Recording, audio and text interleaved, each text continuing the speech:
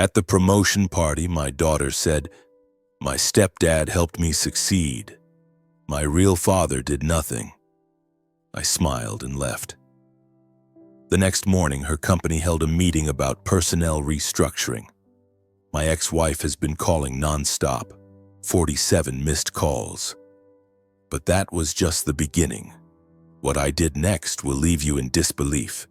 Before we continue, please subscribe to the channel and let us know where you are listening in the comments.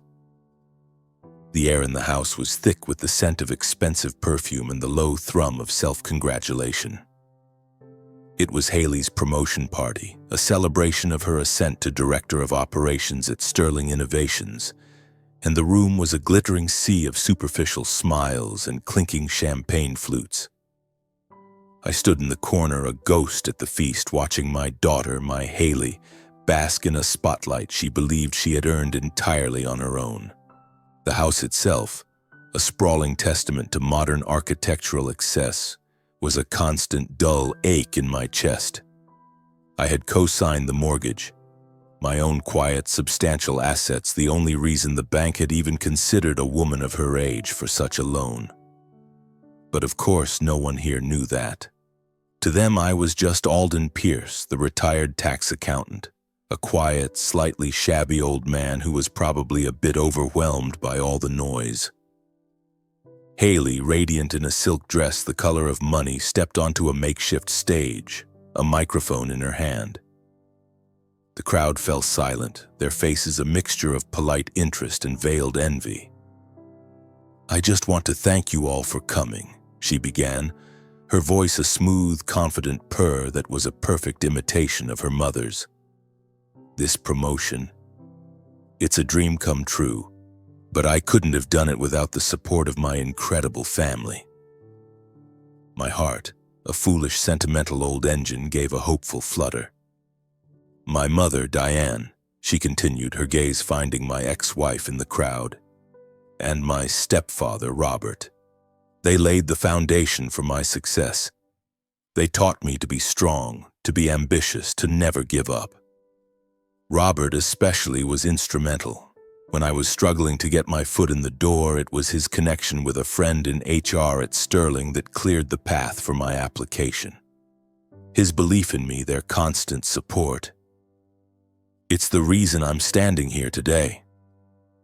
The crowd applauded, a wave of polite, meaningless sound. I watched as Diane and Robert, standing arm in arm, preened under the borrowed glory. Robert, a man whose ambition was matched only by his utter lack of substance, gave a magnanimous nod as if accepting an award for a race he never ran. Then Haley's eyes found me, a brief, almost dismissive flicker. "And of course," she added, her voice dropping a half step, a subtle shift from effusive praise to polite, obligatory acknowledgement. "My father, Alden, is here as well. While he wasn't as involved in my career path, I appreciate his encouragement from afar." The words, so carefully chosen, were a series of small, sharp cuts, not as involved, encouragement from afar. The guests, their perceptions already shaped by years of Diane and Robert's subtle, poisonous whispers, looked at me with a mixture of pity and discomfort.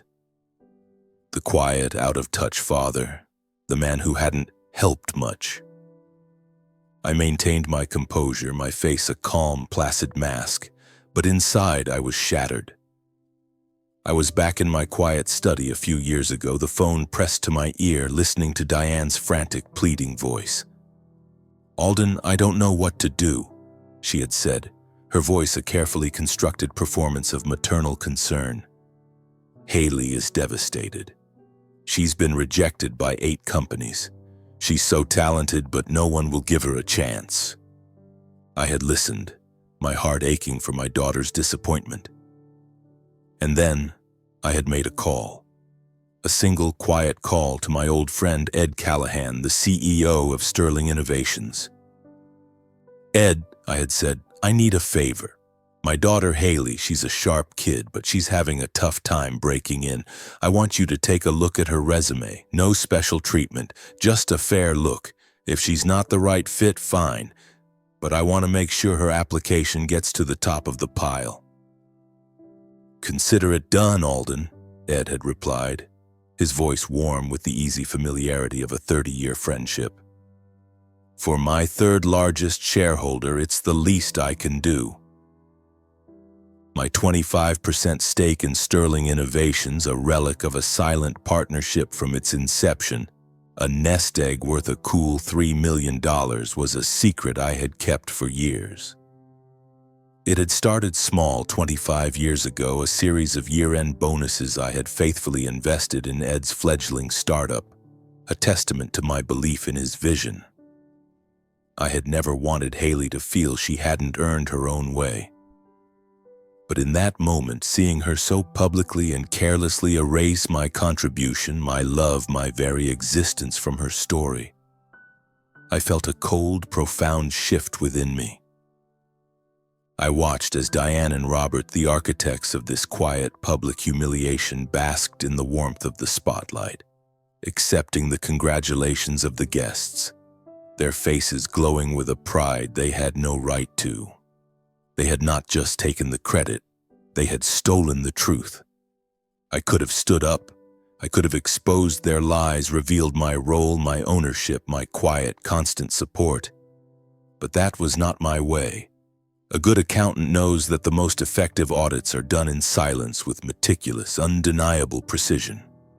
I set my untouched glass of champagne down on a passing waiter's tray.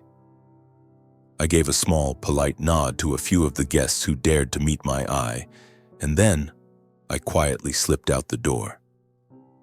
The night was cool and clear, a welcome relief from the hot, cloying atmosphere of the party. As I walked to my car, the sound of their laughter, their lies, their stolen triumph faded behind me.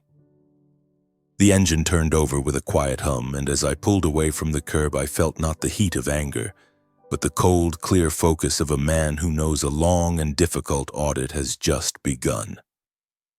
The drive home would be a long one, filled with the ghosts of a past I had tried to forget, a past that was now demanding to be reconciled.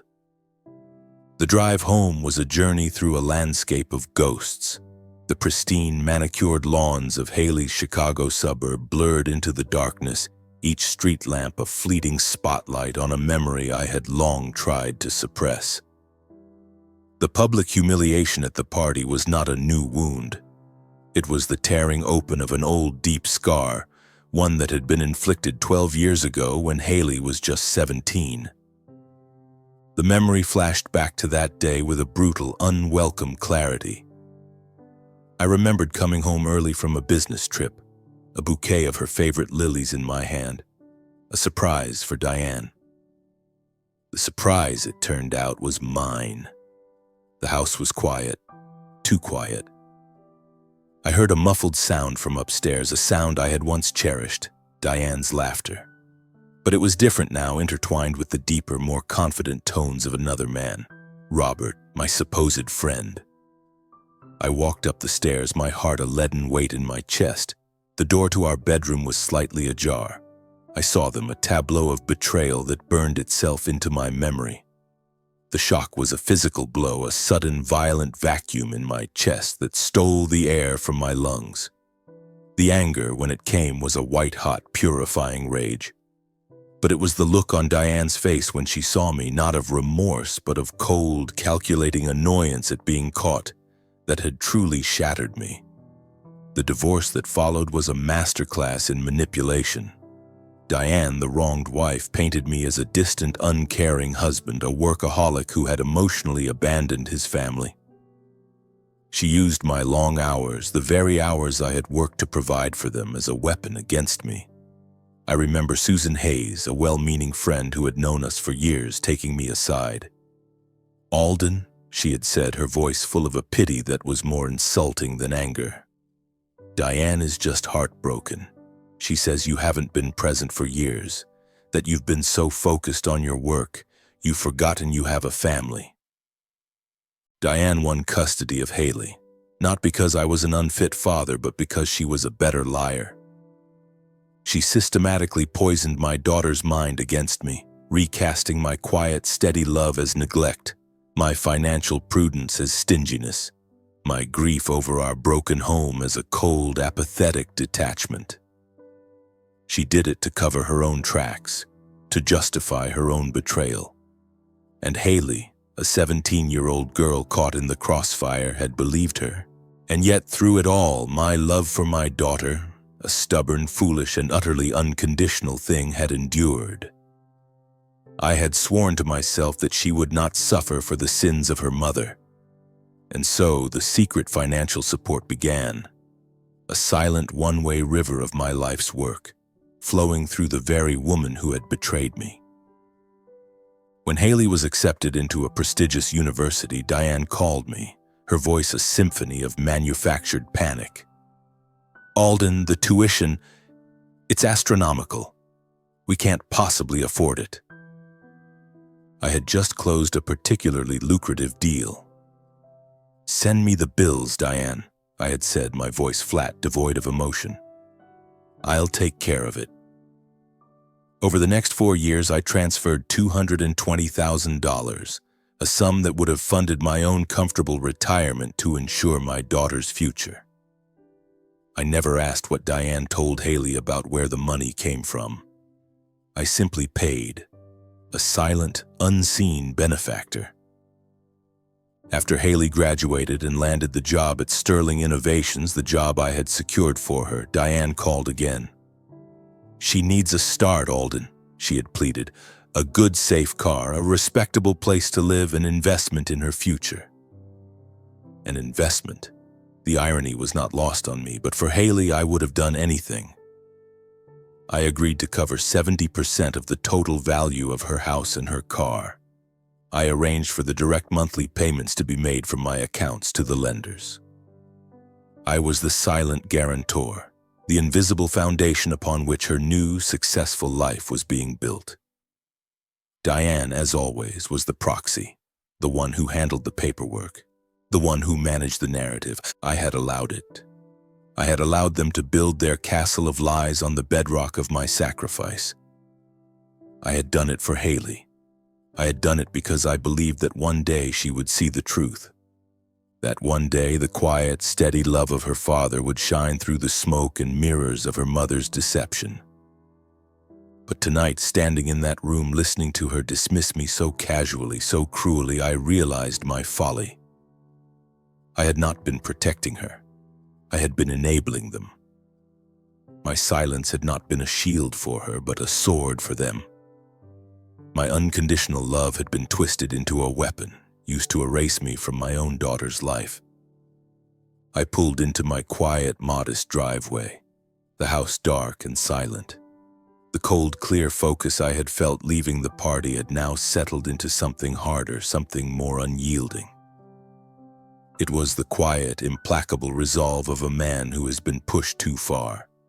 The audit I was about to conduct would not just be of their finances, it would be an audit of their lives, of their lies, of their betrayals. And I, the quiet, out-of-touch accountant, was about to become the most meticulous, the most relentless, the most unforgiving auditor they had ever known. The books would be balanced, and every hidden truth, every stolen dollar, every poisoned word would be brought into the harsh, unforgiving light of day.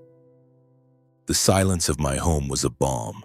In the soft glow of my desk lamp, the ghosts of the previous night's drive receded, replaced by the familiar comfort of order and process. There was no rage, no tempest of emotion.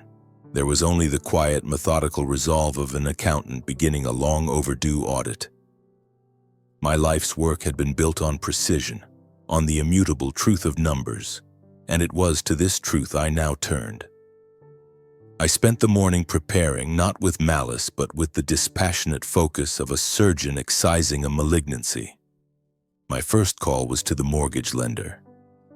"Mr. Davies, please," I said, my voice calm and even.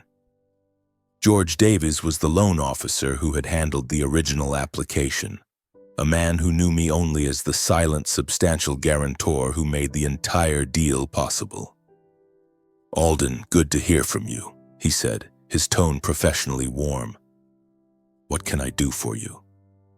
"George, I'm calling regarding the mortgage for Haley Pierce." I wish to cancel the automatic monthly payment arrangement from my account, effective immediately. She will, of course, be responsible for the full amount moving forward as the primary signee. There was a brief pause, the sound of keyboard clicks. Of course, Alden. I can process that. We are legally obligated to inform Ms. Pierce of the change in her payment responsibilities. A formal notice will be sent out today. Crucially, he made no mention of percentages or side arrangements. He was a banker, and the contract was all that mattered. I had fulfilled my role as guarantor, and now I was retracting the voluntary overpayment. The rest was between Haley and the bank. My second call to the automotive financing company was even more straightforward. I navigated the automated menus and spoke to a representative, formally requesting the removal of my name as a financial guarantor on Haley's car loan. It was a simple bureaucratic procedure. With a few quiet words, the two largest pillars supporting my daughter's lavish lifestyle were gone. The foundation, which she believed had been laid by Diane and Robert, had been silently demolished. I knew the official letters would take a day or two to arrive. For 48 hours, my phone remained silent. I imagined the initial confusion, the frantic calls and texts between them. Haley to Diane, panicked over an email notification from the bank. Diane to Robert, demanding to know if he understood what was happening. Their frantic scrambling was a storm I could not see but could feel approaching, a disturbance in a system I had just disrupted. The storm broke on the third day. It was not Haley who called first, but Diane. Her voice was a shrill, panicked shriek, devoid of the usual smooth, manipulative control. "Alden, what have you done?" "Haley just called me. She's in a total panic. The bank informed her that she has to bear 70% of the house and car payment starting next month." 70%? You are doing this. You're making too big a deal out of this. You're just blindly jealous. The number hung in the air between us. 70%, the exact figure I had been paying, the number Haley should never have known. I felt a cold, grim satisfaction. The first entry in the new ledger.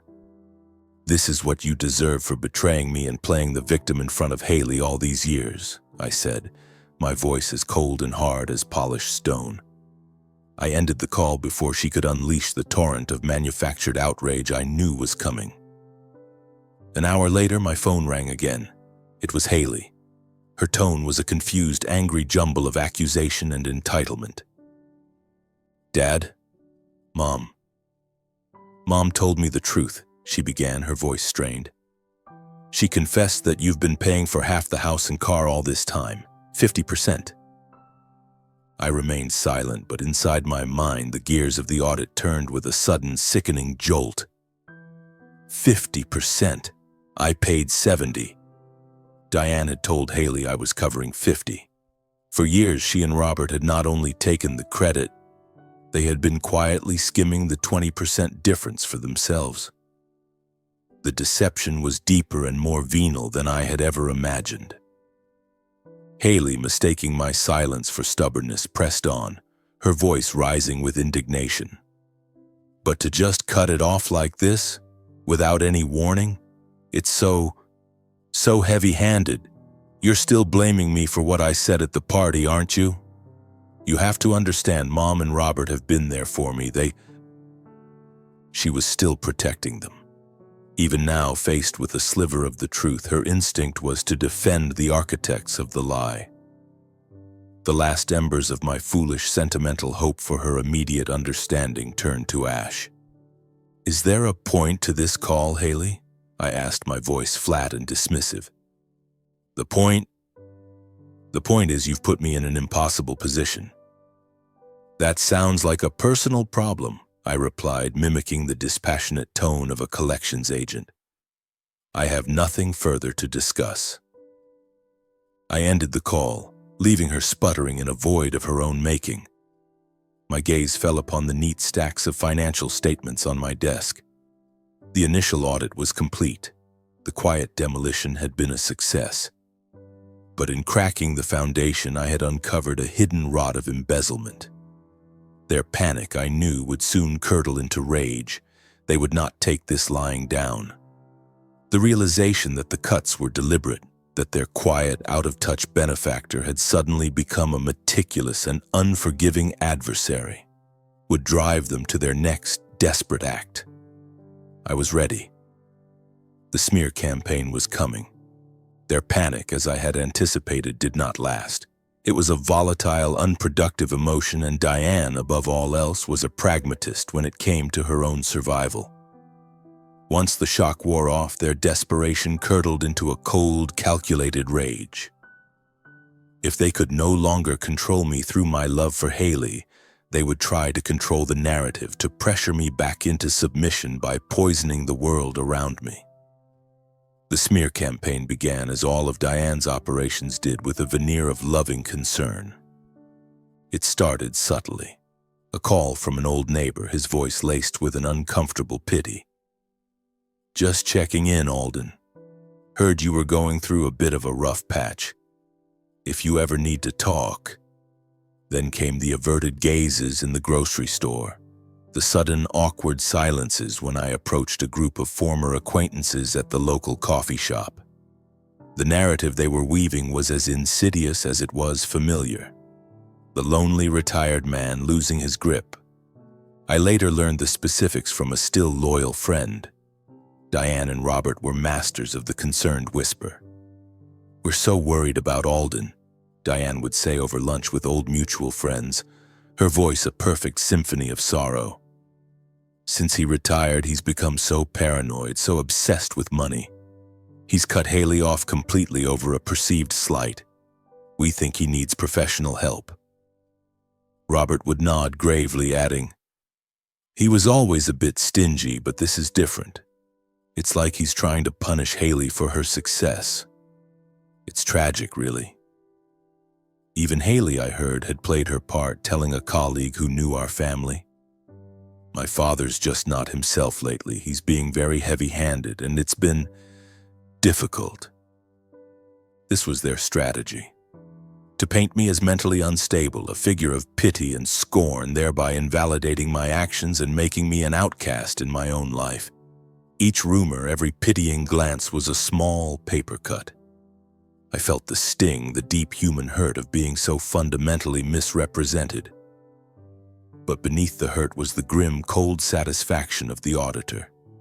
They were acting exactly as I had predicted. Their lies were another column in my ledger, another debt to be reconciled. While they trafficked in whispers, I trafficked in evidence. I didn't confront them. I documented. I noted the date of each awkward encounter.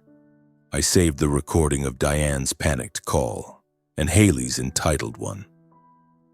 I sat at my desk and methodically organized years of bank statements, tuition payments, and mortgage transfers into a neat, undeniable timeline of my support and their deception. After 2 weeks of weathering their social siege, I decided it was time to move the battle to a different field. A field where whispers held no value and only facts mattered. I called Ed Callahan. "Ed," I said, my voice steady, "I need you to do something for me. Arrange a special shareholders meeting. I think it's time I was formally introduced." There was a pause on the other end, and I could practically hear Ed's mind working. "Alden," he said, a note of understanding in his voice. "Consider it done." The meeting was held in the main conference room at Sterling Innovations, a glass-walled chamber overlooking the Chicago skyline. I arrived early and took a seat at the back, just another face in a room of well-dressed executives and investors. Haley was there, of course, seated near the front in her role as Director of Operations. She looked confident, professional, completely in her element. She saw me as she was greeting another executive, and her face clouded over with a flicker of annoyance and embarrassment before she turned away, pointedly ignoring my presence. She no doubt assumed I was there to cause a scene, to make some pathetic, desperate plea. Ed Callahan stood at the head of the long, polished table.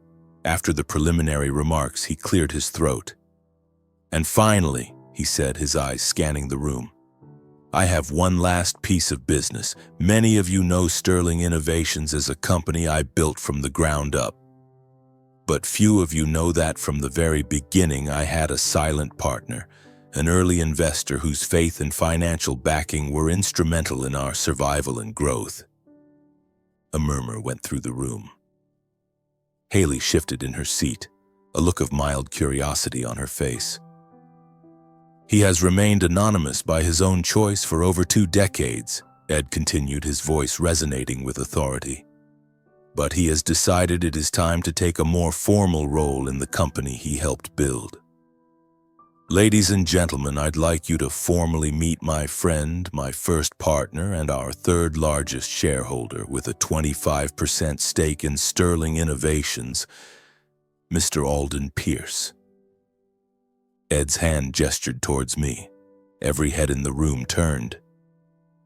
The polite smiles on their faces froze, replaced by expressions of shock and disbelief.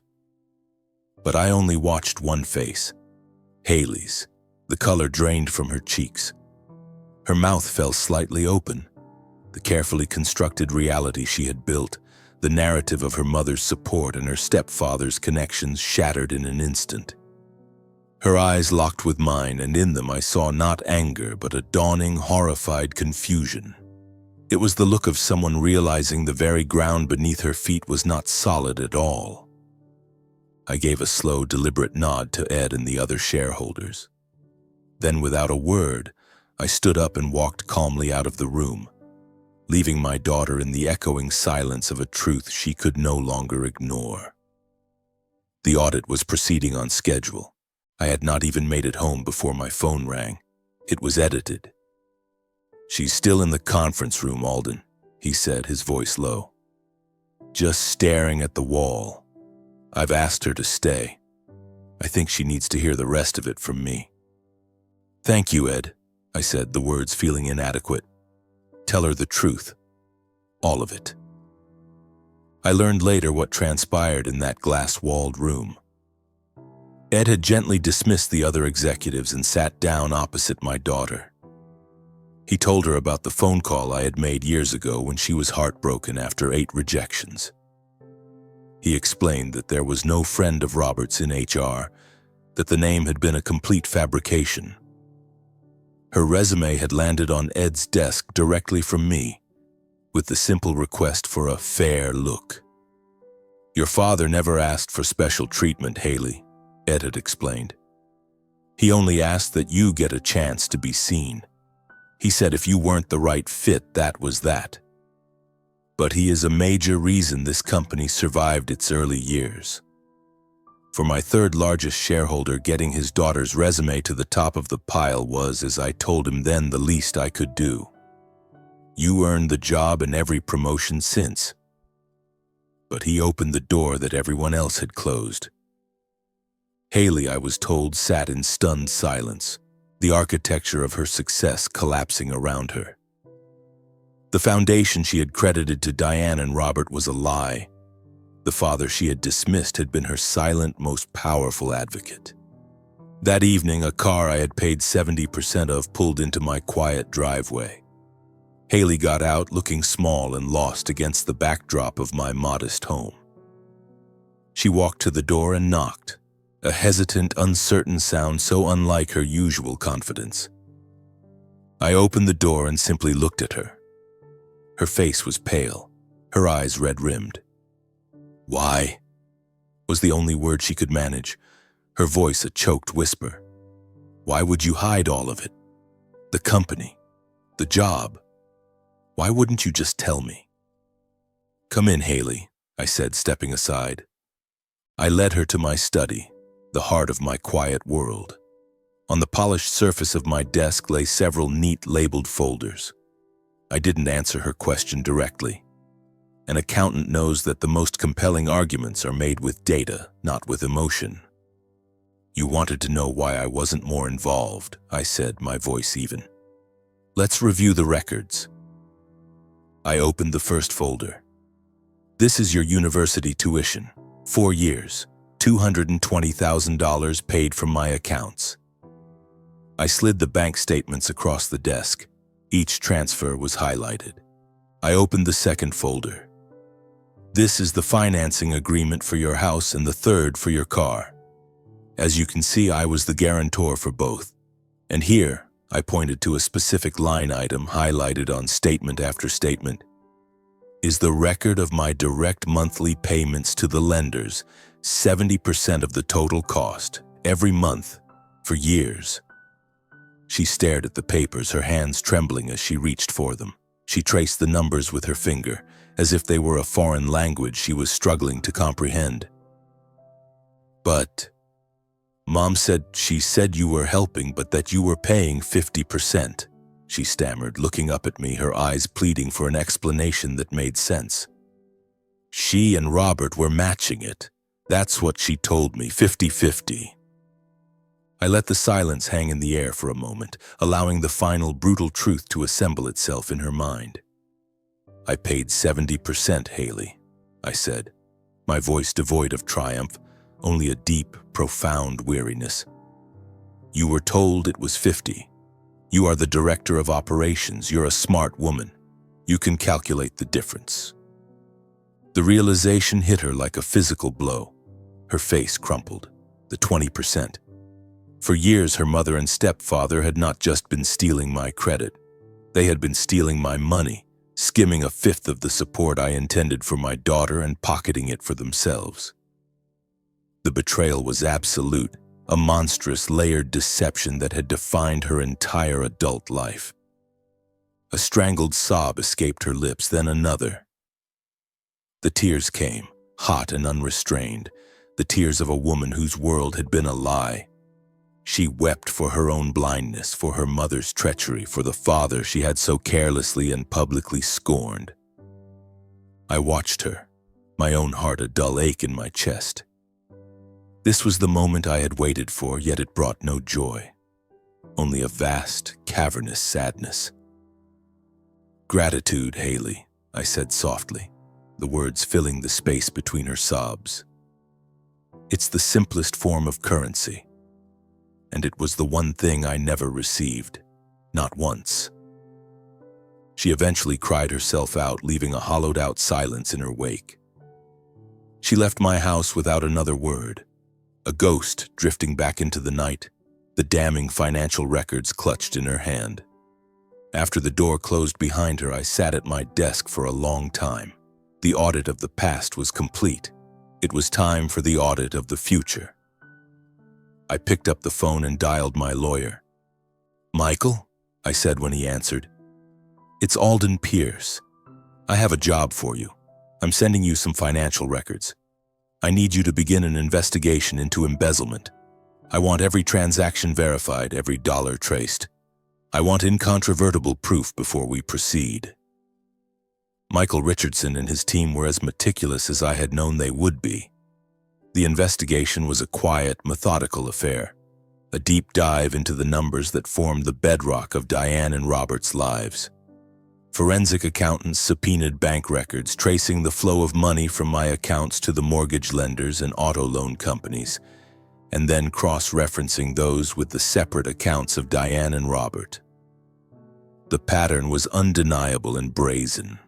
For years, the same day my 70% payment was processed, a transaction for exactly 20% of that amount would be transferred from the joint account Diane managed into a personal investment account held solely by her and Robert. It was textbook embezzlement and wire fraud. While the legal gears turned, the personal gears were grinding to a halt. Haley, armed with the undeniable proof from my study, confronted her mother and stepfather. She recounted the scene to me later, her voice hollow during one of her first tentative visits. She had laid the papers out on their polished marble kitchen island, the same island that my stolen money had likely helped purchase. Diane had first tried to deny it, to spin it as a misunderstanding, a bookkeeping error. But Robert, a man of no substance, folded instantly under pressure. The carefully constructed facade of their perfect life crumbled into a heap of ugly accusations and blame. The confrontation was not a cleansing fire, but a toxic implosion, fracturing Haley's relationship with her mother beyond repair. The legal consequences were swift and silent. There were no dramatic scenes on their manicured lawn, just a formal notification from the district attorney's office, followed by the quiet humiliation of arrest and arraignment. The news rippled through their social circle, the same circle they had seeded with lies about my mental state. Their carefully curated reputation evaporated overnight. To settle the impending civil suit and in hopes of leniency in the criminal case, they were forced to liquidate their assets. The sprawling house in the upscale suburb, the luxury cars, the designer clothes, the entire stage for their stolen glory, all of it was sold off to repay the embezzled funds. They lost everything because, in truth, they had built their world on nothing at all. The weeks that followed were quiet. Haley began to visit me, not with the grand, dramatic gestures of her mother, but with small, meaningful acts of contrition. She would show up after work with groceries and cook dinner in my small kitchen, the two of us moving in a careful, rediscovered rhythm. We didn't talk much about the past. Instead, we talked about books, about her work at Sterling, work she was now re-examining through the lens of her own merit, and about the simple, everyday things that fathers and daughters are supposed to share. She was making amends, not with words, but with time, the one currency that truly mattered. The court verdict came down 6 months after the investigation began, as a concession for their full and immediate repayment of the embezzled funds, money that was transferred directly into a trust for Haley, and their clean prior records. Diane and Robert were spared prison. They received a sentence of 2 years, suspended with 5 years of probation. The judgment was a public record, a permanent stain on their names. Justice had been served, not with a vengeful fire, but with the cold, irrefutable balance of a ledger. A few months after the sentencing, Haley told me she was going to visit them. I simply nodded. It was a journey she had to make on her own. They were living in a small rented house on the far side of the city, a place as modest and anonymous as their previous home had been ostentatious. She told me later that the visit was short and strained. She saw them not as monsters, but as what they had become. Two small, diminished people stripped of their finery and their lies, with nothing left but each other. She felt not anger, but a profound and weary pity. There was no true reconciliation, only a quiet, sad closure. The following Sunday, Haley arrived at my house not with groceries, but with 2 suitcases. "I sold my house," she said, her voice steady, her eyes meeting mine. "It was too big, too full of things that weren't real. I was wondering if I could stay here for a while to make up for lost time." My heart, that foolish, sentimental old engine, gave a hopeful flutter. Not of hope for what was lost, but of gratitude for what had been found. I stepped aside and held the door open for my daughter. As she walked into the quiet, unassuming house she had so long ignored, carrying the weight of her past, but also the lightness of her future, I knew the audit was finally complete. The books were balanced. A new legacy, built not on secrets and lies, but on the hard-won truth, was just beginning. If you liked this story, please like this video, subscribe to the channel, and share your impressions of this story in the comments. To listen to the next story, click on the box on the left. Thank you for watching.